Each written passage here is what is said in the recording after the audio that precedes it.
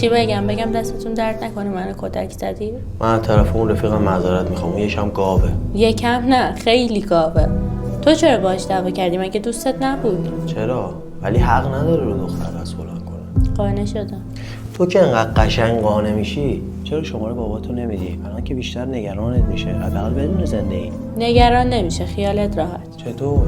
اگه به دوستات نمیگی بهت بگم. بگو. نمیگم.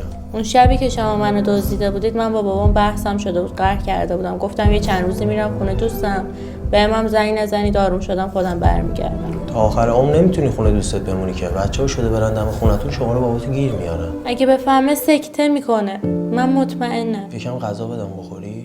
از دست تو میخورم ولی از دست اونا نه. دست درد نکنه، سیر شدم.